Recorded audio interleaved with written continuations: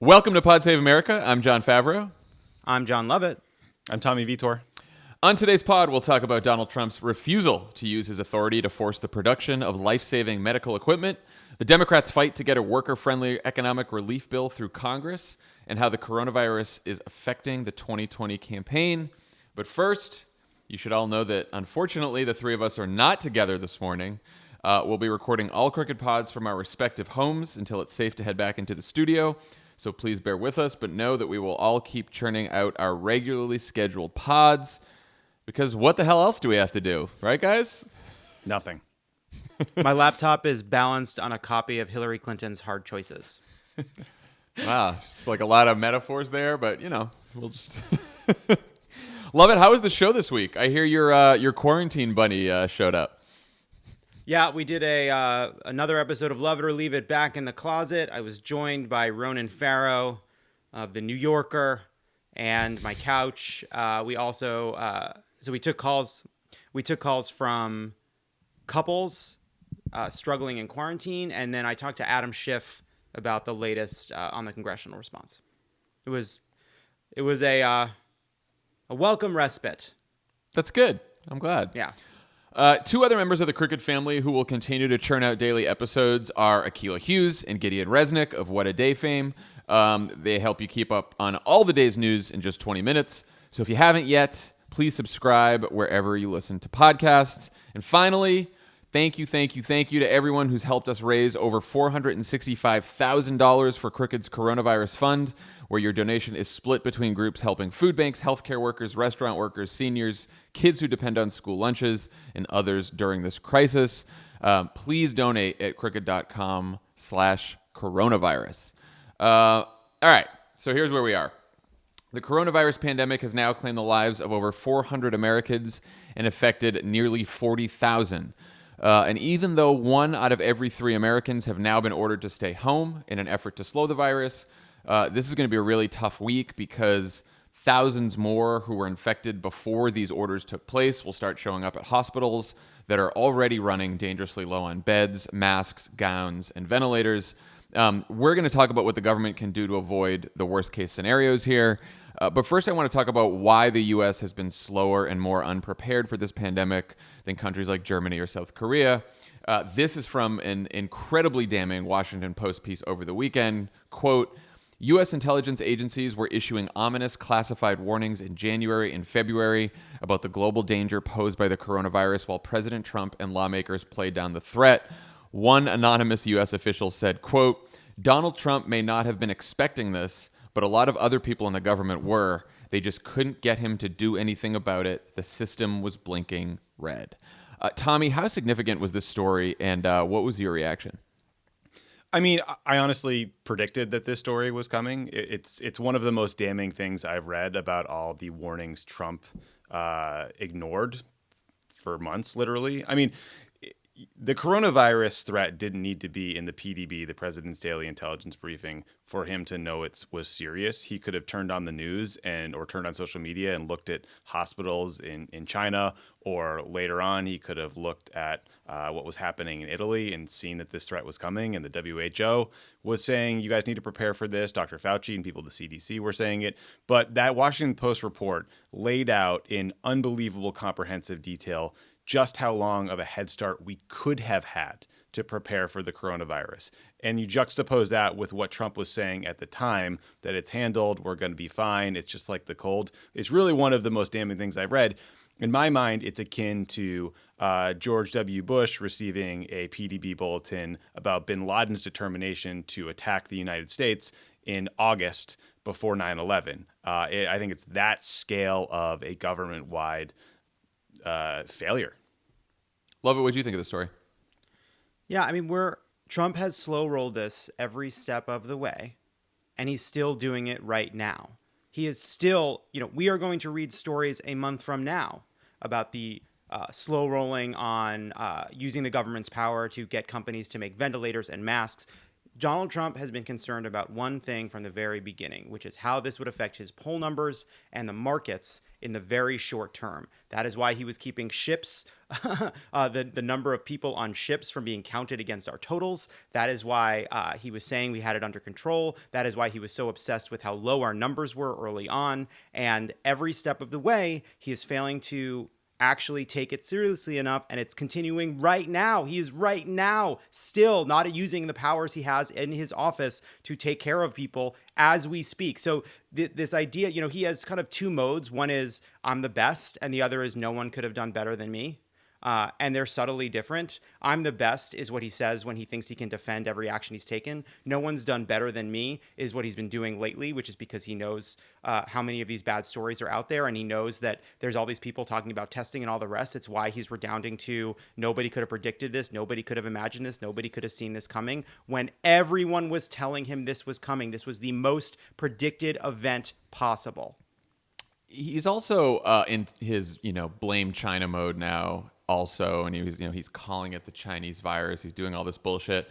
But I found it fascinating in this piece that part of the whole problem is he took President Xi's word over U.S. intelligence. There's a quote. There's a tweet from Donald Trump in February that says, China has been working very hard to contain the coronavirus. The U.S. greatly appreciates their efforts and transparency. It will all work out well. I want to thank President Xi. And this piece is basically saying that, all the people in the government, including his own, by the way, it wasn't just like the World Health Organization, all these other people. It was his director of domestic policy in the White House. It was his own cabinet telling him all this. And the intelligence officials, too, are telling him that, China is not telling the truth on this. And at the same time, he's thanking President Xi for, telling him all this stuff. It's crazy. Yeah, I mean, look, he wants the racism. He wants to demagogue this as the China virus because he knows that it's an easy thing to pick a fight about in the press. He knows that his base loves when he attacks China and is actively racist towards them, but he doesn't want to upset Xi Jinping for a variety of economic reasons, probably.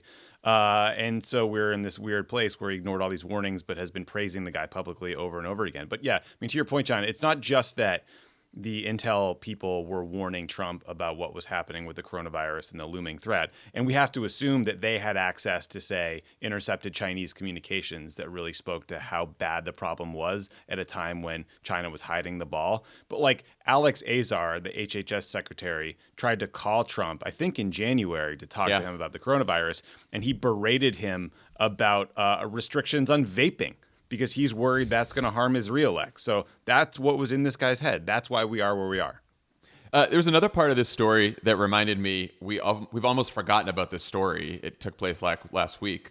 Quote, the surge in warnings coincided with a move by Senator Richard Burr to sell dozens of stocks worth between $628,000 and $1.72 million. As chairman of the Senate Intelligence Committee, Burr was privy to virtually all of the highly classified reporting on the coronavirus. Burr issued a statement Friday defending his sell-off, saying he sold based entirely on public available information, and he called for the Senate Ethics Committee to investigate. So that's one of two Republican senators that we know of who basically dumped stocks because they knew that shit was going to get bad, even as they told the public that everything was fine and that everything was being overhyped with regard to the coronavirus.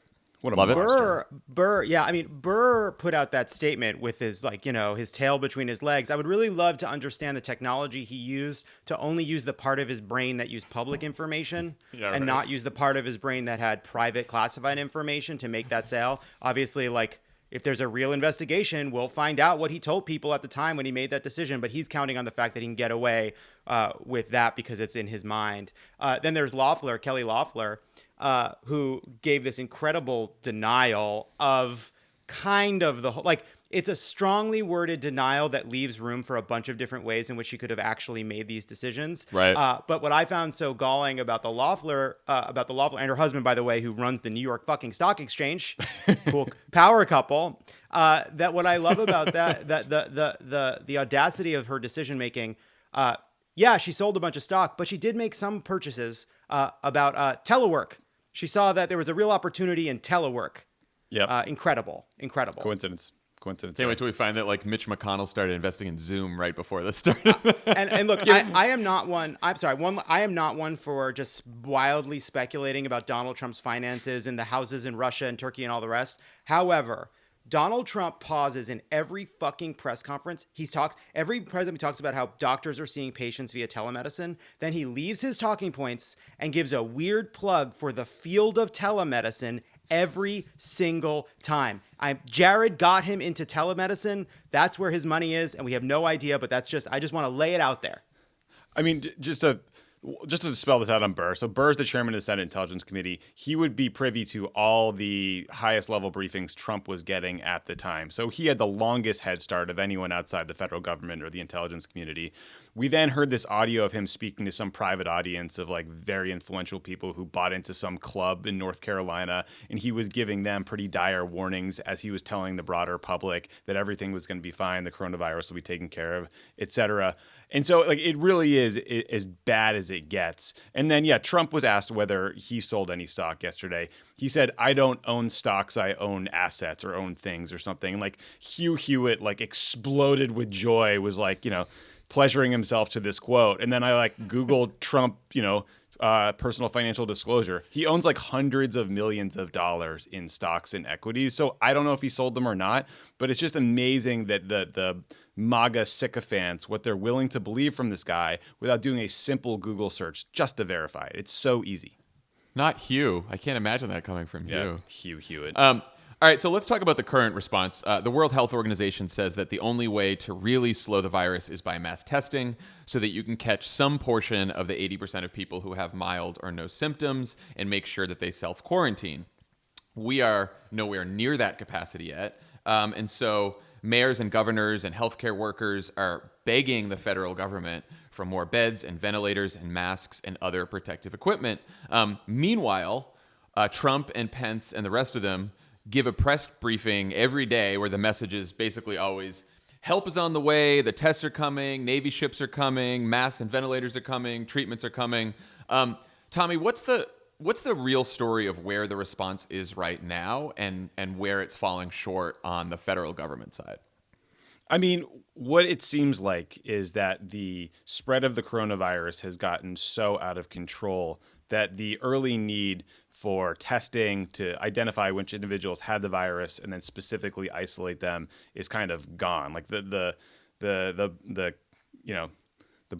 horse has left the barn, to struggle for a metaphor. And so we're at a place where we are all essentially as a country being asked to not leave our home for at least 15 days to ensure that everyone who has it, whether they know it or not, is self-isolating. And so in the meantime, we are still, I think, pretty far behind what will likely be the peak of the number of cases of coronavirus. And already we're seeing hospitals in some places starting to get overwhelmed. I mean, it's not just that we can't test at this point. The bigger concern is that caregivers in many of these hospitals don't have the gear they need to protect themselves from contracting the coronavirus in the process of trying to care for people. And that, in many ways, is a far more dire situation. I mean, if half the workforce in the healthcare community contracts the coronavirus and can't treat people, then what the hell do we do? Can you talk about what's going on with the Defense Production Act, which is, part of what a lot of these governors and healthcare workers and local officials are hoping will solve the problem that Tommy's talking about? Yeah, I mean, look, the Defense Production Act gives the federal government the ability to direct supplies, resources, and the making of needed supplies and resources to get things like masks, ventilators, and important equipment to places it's needed most. There has been an incredible confusion from Donald Trump about whether he has plans to invoke the Defense Production Act. He has lied about it in press briefings for a week now, maybe longer, saying he is doing it, then saying he's only planning to do it. Then Chuck Schumer calls him and says, can you please do it? And he's a small business owner who just found out about a package that didn't get shipped, puts Chuck on hold and shouts, hey, we got to invoke the Defense Production Act. Where are we on that? Chuck wants it. Let's do it. Doesn't happen.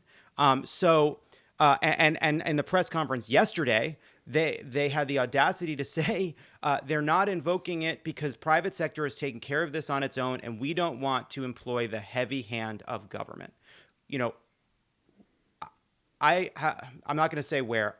An ER doctor that I know who is figuring out how to manage this crisis in LA just had to move into the garage at his house and find a mini fridge so that he can stay away from his family for the next month, however long, not see his kids, not see his wife, not talk to anybody, not engage with the supermarket, figuring out a way to keep himself away from everybody because he knows he's about to go to a hospital that doesn't have the equipment it needs to protect himself, to protect his nurses, to protect the people that are coming in for treatment. These doctors are screaming for help. They are working 18, 20 hours a day, barely able to sleep, afraid to talk to anybody, afraid to go home. And we have the president and his team saying the fear is there'll be government overreach in the production of the supplies that these doctors need to keep people and themselves alive. I mean, he compared it to Venezuela, right? I mean, he said, like, this is socialism is what he sees. I mean, I think the thing is important is, like, this is so complicated. Our supply chains are so complicated, right? I mean, I heard a story about a organization that makes N95 masks, but the raw materials they need to make those masks, they source from Wuhan, China. So that shipment is going to be held up for a little while. And so the notion that like private sector can just come to us piecemeal and we can figure this out and this some magic will happen out there. Like, no, you need the White House, the federal government coordinating this. And so luckily, Chris Murphy, Brian Schatz have a bill that they've put forward that will dictate that the president has to ensure the production of 500 million N95 respirators, a bunch of ventilators, face shields, et cetera, to try to force his hand here. But the notion that the federal government shouldn't be coordinating this because it's socialism is like offensively stupid. Well, it was at least clarifying after all the lies that Lovett was talking about, that at the press conference yesterday, he finally revealed the real reason he's not invoking this power that he has, which is, he said, you just mention it and it sends a tremor through CEOs. A tremor through CEOs that the government might direct them to produce things in a time of crisis when healthcare workers are literally making their own masks, reusing masks, using bandanas. I mean, the stories, everyone can hear these stories. They're everywhere right now. And this is a very, like, you're right. This is like, Trump keeps saying, oh, well, all these companies are volunteering. But like, that's why we have a federal government in times of crisis. You don't have fucking companies volunteering here and there. Like, as Cuomo has been saying, Governor Cuomo has been saying, like, the problem here is different states are competing against each other for these supplies. And so what you need is to have the federal government say, okay, this company make ventilators, this company make masks, this company makes parts for this thing that we need, and then you coordinate the whole response. And again, like, you know, Roosevelt did this during World War II when we needed sort of mass production and to have government control the supply chain. And governors are asking for it, governors in both parties. It's not a partisan thing. It is fucking insane that Donald Trump doesn't want to do this because he's worried what the CEOs may say. And it's also worth just pointing out just how, like, this is the ideology and it's incredibly dangerous. You know, these companies, like those CEOs, these companies, they have obligations to their boards, to shareholders, to employees. They may want to be enlisted in this fight. They may want the government to come in and say, make me do this. You know, whether it's banning smoking in restaurants or a minimum wage, when the government comes in and says, these are the rules, this is what we're expecting of you, and every company knows that every company is participating in this effort, then the responsibility is shared and nobody is trying to compete to not be involved in the response, to not do their part. Right now we have a bunch of companies trying to figure out if they can participate in some way, get supplies to some place in this incredibly ad hoc way, called by a governor, called by a mayor, called by fucking Mike Pence, whoever it is. Like, we are in a historic, once a century crisis. This law exists for this moment. Also, the government's going to pay them fair prices for this. The government's not just like taking over and making them do stuff without paying them. Like, it's going to be a fucking orderly process here. Well, maybe not because Trump's running it, but So a lot of people are wondering how long life will be like this. And late last night, we got a pretty strong hint about where Trump is on this question from an all caps tweet that said, "We cannot let the cure be worse than the problem itself. At the end of the 15-day period, we will make a decision as to which way we want to go." Then he retweeted a bunch of random Twitter morons saying we should isolate the high-risk groups and let everyone else go back to work. Tommy, where is this coming from? I mean, it seems like he was watching a segment on Fox News hosted by some goober named Steve Hilton that I thought might have been associated with the hotels, but is not, and thus I don't care about his opinion. And he just copied what he said, which is that we cannot let the cure be worse than the problem itself. Now, like, public health experts are calling for longer periods of social distancing and quarantine. The people who aren't are Trump and his political aides and people on Wall Street who are worried about the stock market, and Trump's guys who are worried about the general state of the economy and re-election. And so I do think it's worth having a conversation about the impact that a long-term self-quarantine might have on the economy and on individuals, right? Like 30 million kids in the US count on school lunches for 1 or 2 meals a day. We have to worry about that. Families on the brink of bankruptcy, we have to worry about that. Just loneliness and isolation, I mean, that can cause mental health problems, and we should talk about it. But that's not what Trump is talking about. Like, this is gross, and it's cynical, and it's considerations from Goldman Sachs CEOs and like people on his political team who want to pretend that this virus is going to go away because we just started to find it inconvenient, when the reality is we are just starting to do the things we need to do to address it. Love it. What do you think about that whole Trump's turn? So there is that strain. It goes beyond Trump. There is that strain of like, you know, there was a Goldman Sachs call that seemed like it was written by the writers' room of Succession to make Goldman Sachs seem completely sociopathic and evil, explaining like, you know, yeah, if this really spreads, sure, we'll lose a lot of people, but a lot of those people would have died anyway. And it really reminds me of Dr. Strangelove, you know, where one of the guys is advocating for nuclear war and how we'll win the nuclear war, and the guy says, but millions of Americans will die, and he says, I'm not saying we won't get our hair mussed a little. You know, it's sociopathic. What public health officials have been saying repeatedly is the goal is to slow the spread so that we do not overwhelm the medical system, so that more people don't have to die. Because if we can slow the spread, it's not saying it won't reach a lot of the American population, but if we slow the spread, those people can get the care they need. The health system won't be completely overwhelmed. There'll be the ventilators we need for people, or we'll have had time to build up the stock of ventilators en masse so that we're ready when the surge of patients eventually comes. What they are talking about is abandoning the American people. And by the way, high risk, I would love to know what they're going to ultimately define as high risk when they let people come out of their homes, because if they're talking about over 60, that's a huge proportion of the population, on top of pregnant people, people who are immunocompromised, people with diabetes, people with heart conditions, people with morbid obesity, whatever the condition will be. High risk is going to turn out to be a huge swath of the American population. So it is dangerous, it is stupid. And by the way, on top of all that, one last point, the assumption that if we just open up the economy in 8 days and have everybody fend for themselves, things go back to normal. Yes, what are they I fucking know. talking about? I'm not going to the movies. I'm not going to a big crowded restaurant. Like, it is madness. It is dangerous. It is the same instincts that got us into this mess. We're all stuck at home because Donald Trump listened to the wrong people and didn't take it seriously. And we will be back in our fucking homes again if they open the doors too soon. Well, does Donald Trump think that while a recession would be really bad for his reelection chances, that mass casualties in the United States would somehow be better? Like, is that what he's weighing right now? Because, and you're right, it's not like, oh, a few people will die here and there. Like, we are talking about fucking, you know, look at what's happening in fucking Italy right now.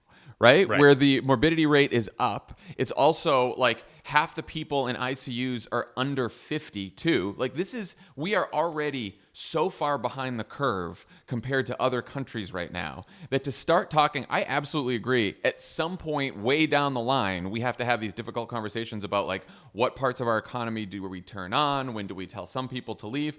We're in like day 10 of this crisis right here, that a crisis that public health officials tell us could last for months. Spring break ended like 2 days ago. I mean, like, most states haven't even really taken the drastic actions that are curtailing the economy in ways that are problematic. Right. And the idea, too, that this is like something that only New York and California and Seattle are going to be dealing with right now. Like, the big cities that are dealing with it right now, it's because it hit there first. it will go everywhere else in the country, even if you didn't shut down your economy over this. Like, people in rural Oklahoma are still going to be dealing with this at some point too. Like, no one is going to be able to fucking hide from this unless we get through it together by all staying home, all shutting down, and like working through this as one country. Yeah, it's not. You also don't have to be hypothetical. The flu comes to Oklahoma. Right. The flu comes to Idaho. There is a sinister element to this. It's, the Chinese virus. We will start to see them talking about the cities and the dirty cities. They will turn. They're ready. And he's going to start attacking like Newsom and Cuomo and all the blue state governors who keep the restrictions in place. That's going to be the next move. Democrats want to keep doing this to hurt the economy. There will be look. We already saw already. We've seen it was Devin Nunes till he was cowed. Like Devin Nunes going on television saying, "Go to the restaurants. There aren't any lines." That governor in Oklahoma, bragging about this. That's where their hearts are. They want to make this a political fight. They want to prove that going out and being social is like sticking it to the libs, and they don't care who's going to get hurt. And it's incredibly dangerous. I have to wonder what Fauci is going to do. Fauci has had this incredibly deft and delicate balance about this. Fauci has to resign if it goes this direction. Like, I don't think he can, in good conscience, be party to a bunch of press conferences where we just ignore all the best medical advice and, in fact, propose things that are going to get people killed. Well, this is already brewing because Fauci gave this interview yesterday, the day before, with the journalist of the Science magazine, where the journalist basically is like, how do you stand up there while he's telling all these lies? And Fauci's like, I know, but what do you want me to do? I can't jump in front of the microphone and push him down. So this is on Fauci's side. And then in the New York Times story this morning about Trump wanting everything to get back to normal faster, it says he started to have some tensions with Fauci because, he knows Fauci is this sort of celebrity now on television, and Fauci's offering more warnings to people and telling people to be careful and giving the proper advice from a public health official. And Trump's already getting sick of this. And so that there's already tension between Trump and Fauci on this, which does not bode well for the future, guys. No. Yeah, I mean, look, we are lucky. We are lucky that Fauci is there and in that position. And I just genuinely respect the moral calculus he has been making to make sure he's in the right place to offer the best advice he can while picking his battles in real time, because he wants to get the important facts to the American people while knowing that if he disagrees with Donald Trump on television, he may lose that ability. It's an incredibly difficult position he's in. But Tommy's right. If it starts becoming the point where Donald Trump is going to advocate for the death of 1 million Americans, which is what we're talking about. We're talking about Donald Trump advocating for the death of 1 million Americans to get the Dow back into the 20s. Everyone of conscience will have to resign. And of course, we know that so few people of conscience are actually left. I will just say one last point on this.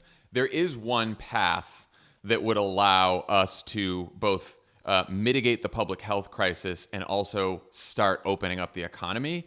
Abdul was mentioning this on the pod on Thursday, and that's what South Korea has done and some other countries, which is mass testing, which, as Tommy mentioned, they're starting to give up on because we still haven't ramped up testing to the capacity that we need yet. But if you start doing mass testing and you even start testing people who are asymptomatic, then you can start sort of quarantining the people who might show symptoms right away, and where people are who have symptoms, and then you can at least start figuring out, all right, where are the hot spots, where aren't the hot spots, where can some people start going back to work, where can't they?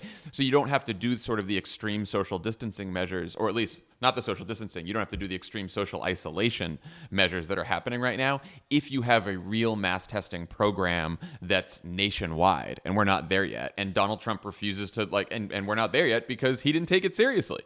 All right, let's talk about the economic fallout. On Sunday, the St. Louis Fed chief said that unemployment rate may hit 30%, which would be higher than in the Great Depression. In response, Congress is trying to pass nearly $2 trillion in economic stimulus that would send direct cash payments of $1,200 to Americans making under $100,000, and a combination of loans and grants to companies that have been hardest hit. But somehow, The White House let Mitch McConnell take a first crack at this bill, and it went almost exactly how you'd expect. Tommy, you want to run through some of the highlights of what Republicans put in this bill? Sure. I mean, I think the biggest problem with this bill right now is there's a $500 billion lending program, and it's $425 billion of that will go to businesses, cities, and states with absolutely no terms that dictate how the Treasury Secretary will dole out that money. And we know from Hurricane Maria in Puerto Rico that Trump will absolutely punish states and governors and localities who criticize him politically, and we just cannot put states in that position. They have to be able to say what they believe. We also can't put Steve Mnuchin in charge of picking companies that live or die. I mean, that was one of the primary concerns Republicans had with the Recovery Act. They said Obama was picking winners and losers. This will allow Mnuchin to do that, and it will offer no oversight. There's no transparency. The TARP, the Troubled Asset Relief Program, had multiple layers of oversight, right? That was the fund that bailed out the banks. It had an oversight board, it had an inspector general, it had mechanisms for the Congress to exert oversight. And so this bill has none of that. And it also just does not do nearly enough to get supplies to hospitals. I think Democrats wanted hundreds of billions. I think this has 75 billion. It's got all this additional money to help and additionally, like that money that's supposed to go to businesses, there is not stringent measures in place to prevent the companies from taking the money and then firing workers anyway. It doesn't prevent them from taking the money and then buying back their own stock to jack up the share price or giving the CEO a big payout.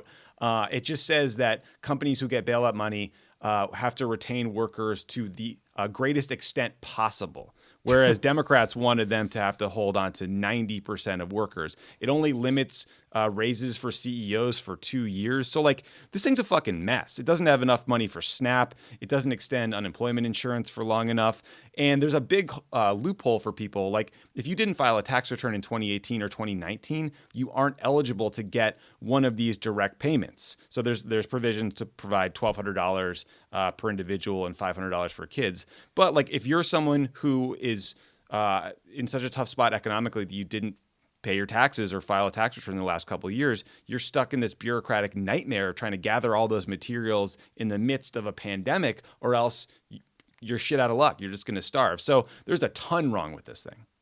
So, Lovett, I mean, Democrats basically all opposed this bill yesterday. Everyone down to, like, from Bernie Sanders to Joe Manchin, they were all against it. McConnell couldn't get the votes to pass it. Or at least pass McConnell couldn't get the votes yesterday. So as we're recording this now, they're all on the Senate floor screaming at each other, by the way, way too close to each other, first of all. So they're all on the Senate floor screaming at each other. McConnell's pretending he's very outraged that the bill was completely fine until Nancy Pelosi went back to San Francisco and came back and larded it up with all her liberal wish list bullshit. And you can tell now that McConnell's move is either to sort of spin Hill reporters on this, just that it's really the Democrats' fault, or more likely just to get a bunch of headlines that it's like partisan warfare, partisanship in this time of crisis tanks the bill. How hard do you think Democrats should fight for what they want in this bill? Yeah, well, they should fight maximally hard.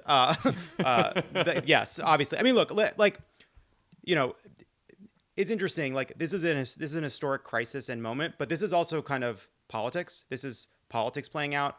Mitch McConnell, there was a bipartisan conversation about what the bill should be. McConnell went off and tried to do it on his own, came back, went too far. If you're losing Joe Manchin, this isn't Nancy Pelosi in San Francisco, right? This is Mitch McConnell overplaying his hand or planning to overplay his hand. And I think that the shit fit that McConnell has pulled, and they have employed all of their best hacks in this, your Hugh Hewitts and all the kind of right-wing kind of intellectual apparatus to say that, Chuck Schumer and Nancy Pelosi want to destroy the economy. That is about leverage. That is about trying to tell a story that if the bill goes down, some blame will fall on Democrats, because as you and Dan pointed out on Thursday, the responsibility will fall to Donald Trump. And Democrats have a lot of leverage because Donald Trump is in charge. And so I think this is a lot about giving McConnell some room to maneuver to claim that some of the political blowback might fall on Democrats. So they maybe kind of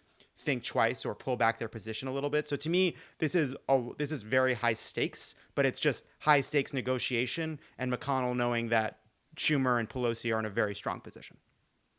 Yeah, there's also a difference between now and when Obama was trying to get the Recovery Act passed, which was like, with Obama, he only needed like a couple Republican votes in the Senate to get this thing through.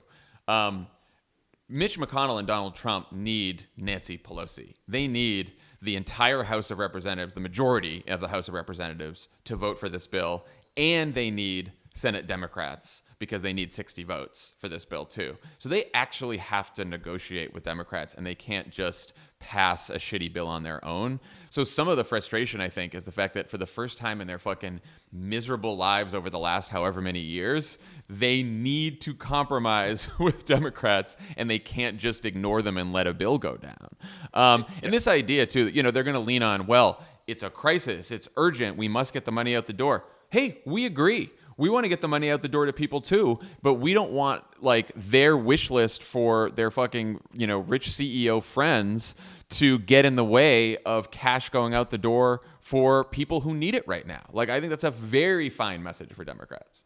Yeah, I mean, look, Mitch McConnell can rightly say this is an urgent matter, but that guy took a 4-day fucking weekend to go home to Kentucky to hang out with some right-wing judges and Brett Kavanaugh. So he has lost the moral authority to act like anyone but him is at fault here for the timing. But yes, I mean, Democrats, yes, it's important to do this fast, but it's far more important to do this right, because odds are we're going to be living with this coronavirus problem for many, many, many months. And if we pass a $2 trillion bill that doesn't actually help people, and there's massive frustration among voters, we're not going to be able to pass the next bill and the next bill and the next bill. And so I'm glad Democrats are fighting this. There's no reason to give some big giveaway to CEOs who just want to buy back stock. Like, I think we need to bail out passenger airline companies. I don't know how we can be a country that doesn't have Delta, United, like ways to get places. But they spent like 94% of their profits the last few years on stock buybacks. It's a very simple fix to just say they can't do that. Donald Trump says at the podium that that's what he wants. So do it. Imagine what people would think who got one $2,000 check and nothing else, or who lost a loved one because there weren't enough healthcare workers or enough funding for hospitals. Imagine what that person thinks when a couple months from now, we learn that Steve Mnuchin handed out $10 billion to some company that's connected to Donald Trump or some other random industry besides the airlines, like Tommy, like you mentioned, who actually need help because they also employ a lot of Americans. And like, what are people going to think about that? They're going to be angry. And imagine if Democrats sign their name onto that. They signed their name onto a bill where a couple people got a $1,000 check, and then some CEO raised his own salary 2 years from now and got billions and billions of dollars for no reason that we knew of, because Steve Mnuchin just made the decision on his own. Do we think that's fucking good politics? Absolutely not. Yeah, it's also, I mean, it's also like, put the politics aside. Like, this is about the harm. The goal of getting money into the hands of corporations in this emergency is not to make sure those corporations exist in perpetuity. The goal is to keep those corporations running and paying their people so Yes. that after this crisis is over, they can get back to work quickly. If we take a bunch of money and give it to a cruise line corporation, and then a few weeks later, they say, we tried our best, but we had to let all our people go. But don't worry, our ships are waiting in the harbor for you. Like, that will have hurt a ton of people and not achieved any end. I don't care about the organizational structure of the fucking cruise industry. We care about the people. We care Right. about the people. Yeah, I agree. One more thing on this before we move on. So McConnell only got 48 votes for his bill on Sunday night because 5 Republican senators are under self-quarantine. Florida's Rick Scott and Colorado's Cory Gardner were already under self-quarantine. And now there are 3 more after Rand Paul tested positive after having lunch with Mitt Romney and Mike Lee. In fact, one Republican senator pointed out that Rand Paul was using the Senate gym and swimming while awaiting his test results. Is this best practices, guys? I just Rand think Paul. that sorry, you guys on me. Rand Paul's a doctor. He's a U.S. senator and he's a doctor. But so he, like more than anyone, should know better about what behavior is proper and how to keep himself and others safe. By the way, this is an institution where I think half of them are over the age of 60. So they are very much in the danger zone for contracting this virus. I mean, Congress writ large has been acting unbelievably irresponsibly and stupidly throughout this process. They shouldn't be going to the gym. How's there a fucking pool open? What are you doing, man? Like, stop gathering in groups on the Senate floor, slapping each other on the back. Mitch McConnell refuses to pass a provision that would allow senators or members of Congress to vote remotely, and that could prove to be a disastrous long-term decision. They gotta move on that. I mean, Rand Paul's arrogance in this case is infuriating. I hope he's okay. You know, I hope he'll get great medical care. But it's also notable yesterday at the press conference that when informed that Mitt Romney was in self-quarantine because he might have been at risk of catching coronavirus, Trump made fun of him.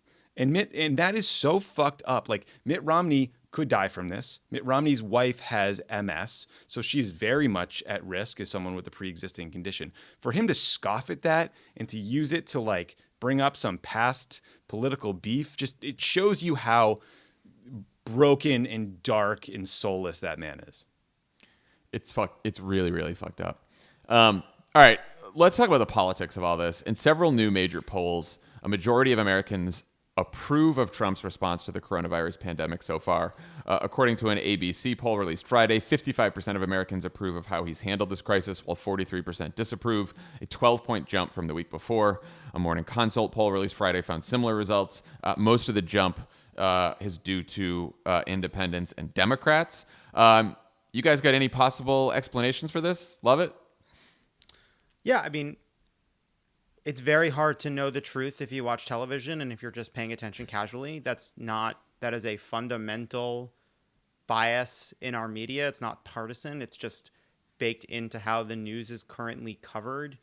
That's true all the time.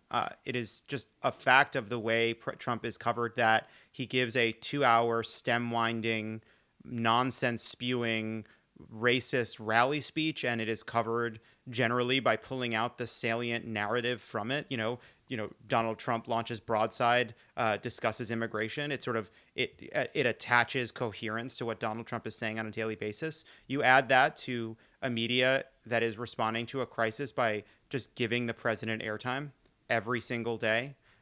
And, you know, letting him go and do a propaganda briefing every single day. And then over the course of the next few hours, unpacking what was true and what wasn't, and discovering that a lot wasn't, or knowing in real time that a lot wasn't. All of that means that, you know, Donald Trump has the bully pulpit. He has this incredible advantage in telling a story. Yes, Democrats need to do better about making an argument. Biden needs to be out there making an argument. But, like, we should just be realistic about how challenging it is in this environment to compete with Donald Trump. Yeah, I mean, I'm not surprised by this. I mean, I don't like that 55% of Americans approve of his handling now, and that's up. But I also think that we're in the very early stages of this, right? So far, he's had like a flood the zone strategy. He does this hour and a half long press conference every day. He surrounds himself with important sounding, competent people. And everyone who tunes into that briefing, like Lovett said, you get mainlined propaganda with a whole bunch of claims that are lies or misstatements or exaggeration. And, you know, that's an effective short-term fix. He looks very active, and I think you've seen that in past crises, like people rally around the president.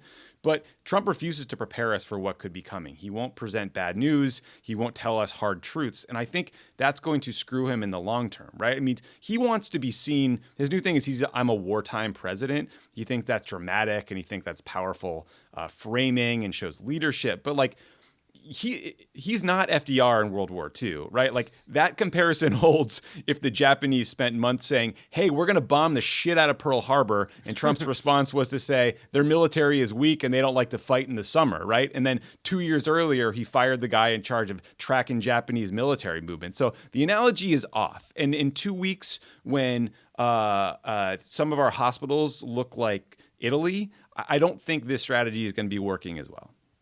Yeah, I don't think you can outrun the reality of the facts on the ground. Like, if this is not as bad as everyone expected, which is hard to believe since it's already fucking awful.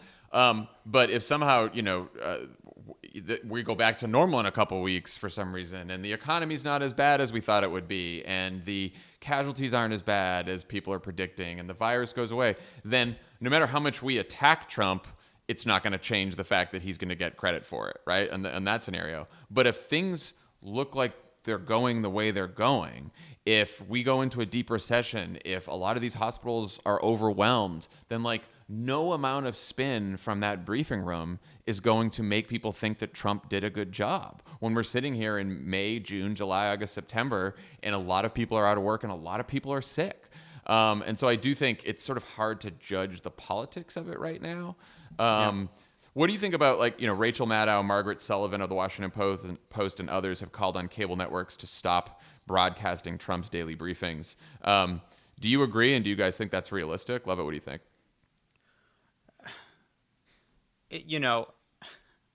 They're right. It's never going to happen, and they're also wrong. So, it's like he's the what do you do when the president? What do you do when the president is a monster? He's a monster. He's a broken, terrible human being who only cares about himself, and he will kill people to help the stock market. He will lie and encourage his own supporters, his own elder supporters, to come out to a rally when he knows how dangerous it is, because he doesn't care about anything except himself. What do you do when someone that dangerous has this much power, and is this important? Is this important to the response? And no one has the answer to that, because it's an unsolvable problem. Air it, don't air it. Like, Trump's message will get out. Trump will have the ability to say what he wants to say. So I just think it's a kind of a problem without a solution, honestly. Yeah, I sympathize with all the networks. Like, if MSNBC and CNN stopped airing these things live, I would watch it on Fox, right? Let's just be honest. I do think that the briefing room would benefit from more clear, aggressive questioning about his record compared to what he's saying at the moment. Because you've seen at times when he is pressed, or even when he's not pressed, when Peter Alexander said, "What's your message to people who are scared?" he fucking erupts and unravels, because he views that room as his propaganda stage. And it's even harder for those reporters. Like, I don't mean to dog the reporters in the room. I think if you read the print coverage, the TV coverage of the reality of the response, it's been incredible. They've done an amazing job, and these people are literally risking their lives. It's just the live nature of the briefing that's really been the problem. So, finally, Joe Biden held his first live stream today from his brand new television studio that is now set up in his home. Politico had a story over the weekend about how the crisis has really challenged his campaign. He can't hold rallies. He can't do fundraisers in person. All his staff are working remotely. And in addition to all of that, he can't start unifying the party because Bernie is still in the race. What do you guys think of the live stream this morning? And what else would you be advising Biden to say or do during this to sort of get out there more? I'm sympathetic to how hard this is. I can't imagine being on a presidential campaign in the midst of a pandemic. I can't imagine trying to come together and prepare for a general election when your staff literally can't be in the same room as the candidate or work together, right? So it's impossibly difficult. So I give them a lot of leeway to sort of slowly ramp this up. I mean, it's probably even harder if you can't go to Best Buy and to get the proper cameras. But his team needs to sort out these technical issues, because this morning it seemed like maybe the teleprompter or whatever version of a teleprompter they were using stopped, and Biden interrupted himself and tried to reach for a hard copy of the remarks. And fairly, some of his performance issues on the campaign trail to date have become a thing, right? You see Bernie people talking about them all the time, and they have to serve him a little better in that moment when he's live streaming, and that's going to be his only way to communicate with the people. I don't know that a speech from a podium in your library is quite the best way to do this. Like, maybe they have him do a conversation with Ron Klain, who's one of his top advisors, who is the Ebola czar for Obama. Ron made this awesome video. It's about 5 minutes long about what a good response could look like. You could have Biden talk to Ron about it. You could have Biden take calls from caregivers or people who are worried and show you his ability to empathize and reassure people. There's a lot of ways to put him in a better position, I think, to deliver the message he needs to deliver, because it is scary to have Trump out there and then sort of a vacuum. I totally sorry, agree. Sorry, Go ahead. Let me. I did see it. I thought it was from yesterday. I thought what I was gonna say is let me just say like this. Yeah, I mean, like I agree with what Tommy said. You know, when I saw how he was set up, like I'm really like I don't want to. It's an incredibly difficult position the Biden team is in. But what I was thinking when I saw him is, God, I want him sitting down. Like this is a cliche of all cliches.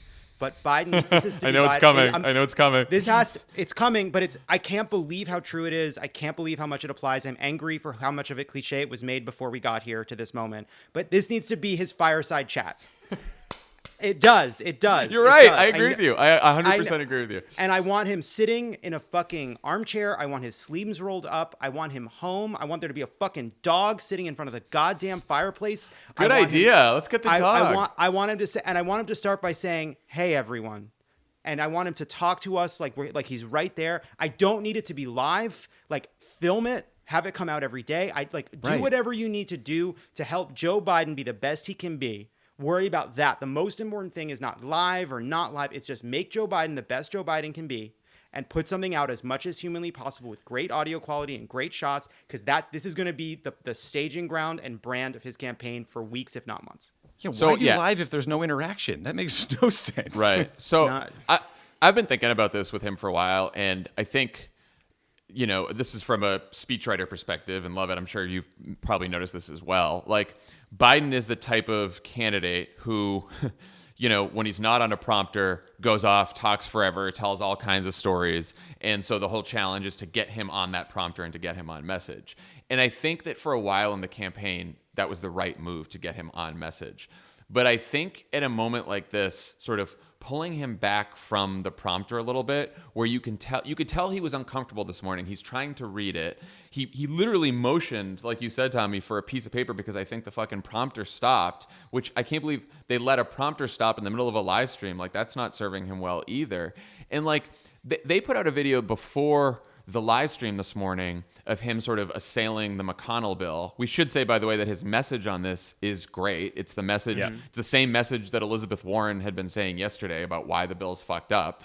So from that standpoint, it's great. But he had a video where he was just standing with no podium that they put out this morning that I actually think he was much better on. He was still reading something, but he was much better. And I just think they got to get him in a more comfortable position. Joe Biden's strength is his empathy and how he can sort of comfort people at a time like this. They also want to exude competence, which he has as well. But like, you're right. Have him talking to people at a safe distance, of course, but he could be like virtually taking questions from people who are hurting and worried, whether it's healthcare workers. He could be talking to his staff like Ron. Like, I just think now is the time to really get creative. And I can't imagine the stress on all of them because they're all operating as we all are and everyone is from a distance. Like, he doesn't have a lot of staff around him, and on campaigns, all you're doing is like sitting together in a room all the time trying to figure out the next strategy, and they can't do that. And, you know, group calls of 30 people are fucking annoying and hard to come up with strategies like that. So I totally get the challenges they're having. But, you know, you see people like Andrew Cuomo out there and Newsom and stuff like that sort of leading their states through this. And he's kind of got to get to that level right now. And look, it's the first day he's got the TV studio set up. So he's got a lot of runway here, but, you know, he's got to get things going fast, I think. He definitely has some runway. And like, again, I want to be sympathetic because I have no idea what it's like to work on a campaign in a pandemic. I can't even imagine how hard it is. A normal presidential campaign is hard, but they are going to have to really start thinking like, we need to radically rethink how this campaign is going to be run through the general election, right? There's not going to be many rallies. There's going to be no rope line. There's going to be very little travel. And that can't just be conference calls with press or satellite TV hits or local radio stations. Like, he's going to need to build his own media infrastructure that virtually gets him with human beings, and it's not through the press. Also, like, he's going to need to radically rethink what a field program looks like in this climate. Like, we're not going to go back on to knocking 1 million doors in the general election before November. I mean, maybe that's an overreaction, but I sure as fuck aren't going to be opening my door to strangers. So they're going to need to fully transition to online organizing, relational organizing, like building little communities and empowering those people to campaign with friends in their communities. So like, this whole thing is going to be more difficult than anyone ever imagined. Yeah. What I'm really worried about is the moment when Donald Trump decides he's going to go back on the campaign trail, have his rallies, and then you're going to see split screens of Donald Trump at a 10,000 person rally, a bunch of people screaming and not caring if they get coronavirus. And then Joe Biden's going to be alone in front of a television camera. And that's not going to be a good contrast, even though Joe Biden in that scenario will be the responsible one. Yes, you can bet, you can bet fucking money that the 5th paragraph will be about how Joe Biden's doing the right thing in a story about how masculine and macho and tough and powerful Donald Trump looks. Like, I am Super Tuesday was 2 weeks and 6 days ago. Wow. Like, I just, we should all just take, like, this is an unprecedented, incredibly quickly evolving, nightmare. We're in a nightmare. And I'm just, it is such a gross irony that we are in this mess. We are stuck in our homes. South Korea, their cases have leveled off and are dropping. We're now spiking. We are in this mess because Donald Trump is a terrible president. And the fact that this is going to make the job Joe Biden has to make that case that much more difficult, historically difficult, is such an ugly irony to all of this. So again, just like as we talk about what Joe Biden should do, we should all just be and we all are, just have some humility in the face of the fact that we're all figuring this out in a completely unprecedented situation. Indeed we are. All right, that's all we have, guys. It's sad to leave you both because, again, it's great to have some social interaction. Yeah, it really is. It's nice to see your faces. No everybody. interview this week, but we'll get back to that Thursday or whenever we can. Yes, we will do that, and Dan and I will be doing the pod on Thursday. So we'll talk to you all then. Bye, everyone. Bye, guys. Bye, everybody.